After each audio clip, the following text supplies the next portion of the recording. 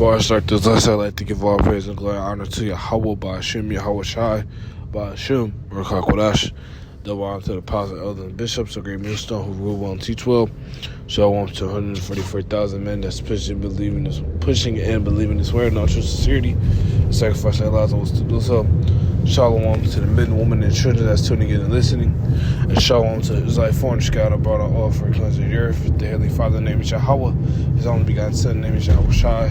And Lord, in this video, edifying, quick and straight to the point. This video right here will be entitled, Yahawashi shall conquer. And I titled this like this because, recently with going into camp, long story short, with everything that's going on, that's going on in the world, going on in prophecy. At the end of the day, Yahawashi, regardless of what these elites got planned, what these people think they got going on, so on and so forth, Yahawashi is going to conquer. And you people that's not, and a lot of individuals are ready for that. A lot of individuals not ready for it. A lot of people don't want Yahawashi's plans to be fulfilled. And, Yahweh, through Yahawashi's plans to be fulfilled. But at the end of the day, Yahawashi is coming back to do one thing, two things. To overthrow Esau, Edom, and to establish the nation of Israel. Now, obviously, this place is going to have a speedy riddance.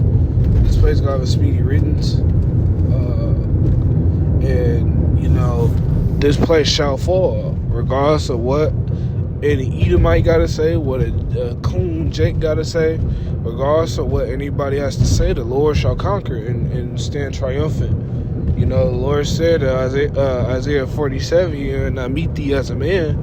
Now, what you think he's going to do? He's going to meet you, Edomites, with great power and authority. And if you don't like that, so be it. But the Lord shall return and shall conquer. The Lord going to tear all this shit up. Tear up the concrete of this place. Destroy the heathen's power structure. So on and so forth. The Lord is getting ready to quite literally do a hostile takeover. And it's going to be and not even just a hostile takeover.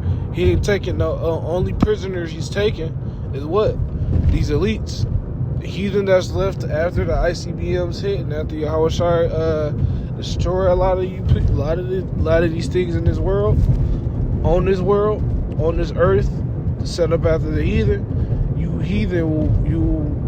elites will be set up as not set up. You elites will only be slaves, and that's plain and simple. So where everybody's furthering their own agendas, Yahawashi's coming with his agenda. His agenda is going to stand triumphant. So let me get this to speed.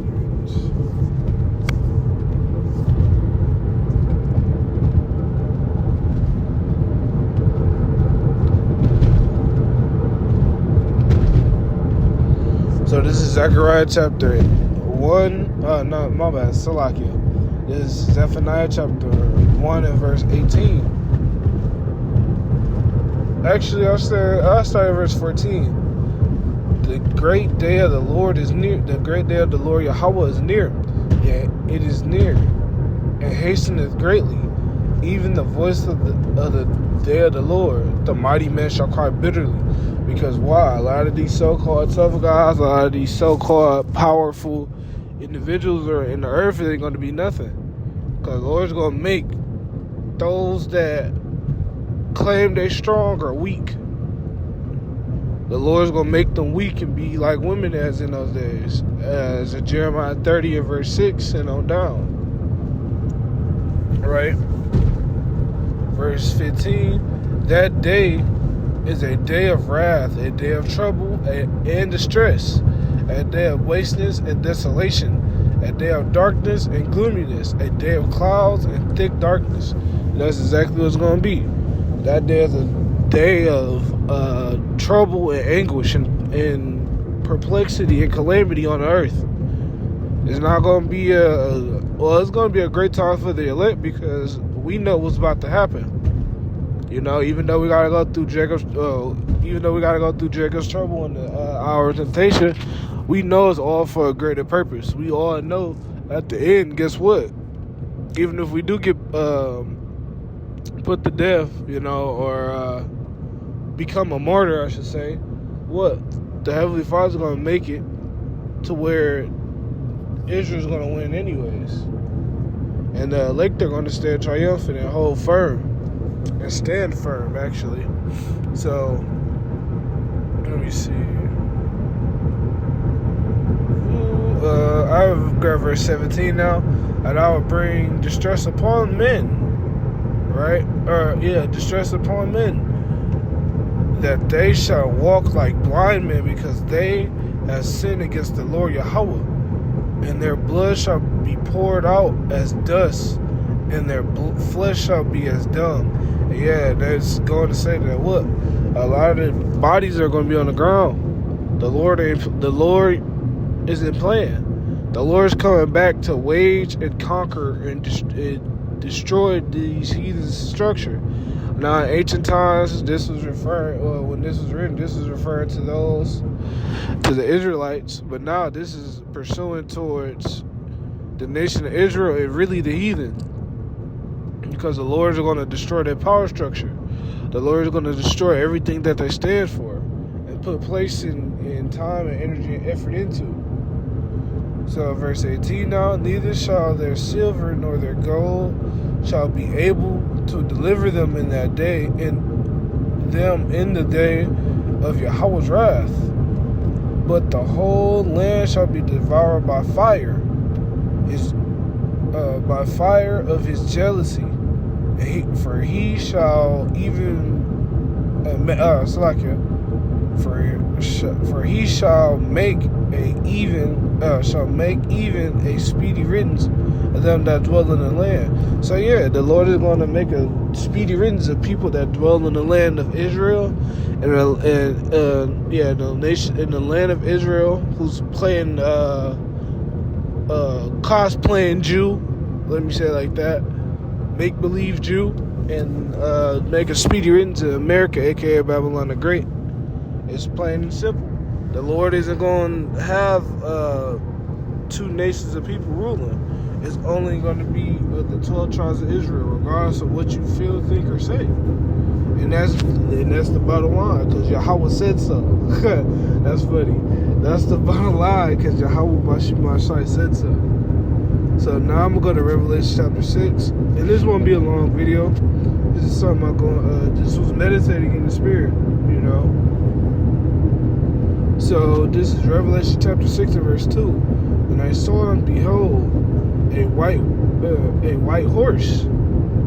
He that sat on him had a bow, and a crown was given unto him. And he went forth conquering and to conquer. And yeah, this is Yahawashi. Yahawashi Yahawashi is coming on the chariot to what conquer and wage war. It bring peace, and the only way to have peace is to have war and wage war. So guess what Yahawashi is going to do?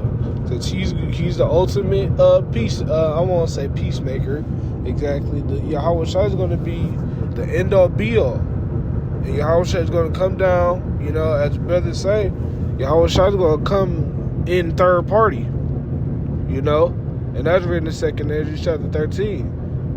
Yahawashi is going to come down and wage war in order to establish peace. But Yahawashi is coming on the chariot, because that white horse is a chariot in this Revelation 6 and 2. To what? And to conquer. And the crowns isn't literal crowns. The crowns are representing all these heathen nations, right? The heathen nations that he's about to conquer and destroy, and the power of these heathen nations, these governments that he's about to take over and conquer. So that's what the Lord is getting ready to do.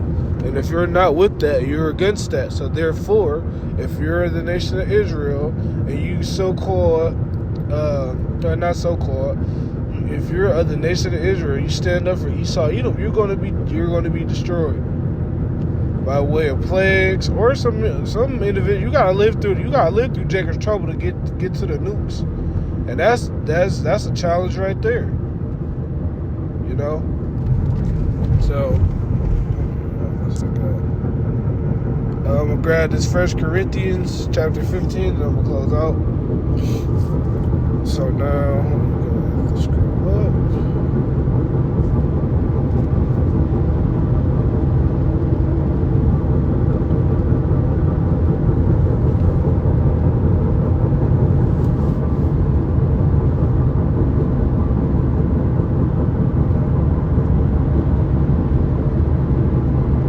This 1 Corinthians chapter 15. And I started at verse 25. For he must reign, and that he is talking about Yahawashi. So he have put all enemies under his feet. And yeah, that's exactly what Yahawashi is going to do. He's going to put all his enemies under his feet. There ain't gonna be no, we're gonna be ruling along. The heathen gonna be ruling alongside the Israelites. No, that's madness. That's not what's gonna happen. And the Lord's gonna make sure it ain't gonna happen. That's blasphemy, anyways. And that makes the Lord a liar. But the Lord is gonna make it to where what all of those that are enemies of Yahawashi is gonna be put under him, right? Verse 27. For he hath put all things under his feet. But when he saith all things are put under him, it is manifest that he is accepted, right? Which did put all things under him. And when all things shall be subdued unto him,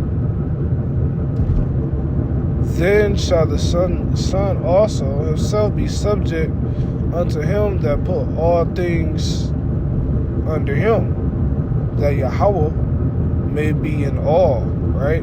So the Heavenly Father, well, the only begotten Son Yahawashi, is going to put all things under him in the name of Yahweh through Yahawashi, right?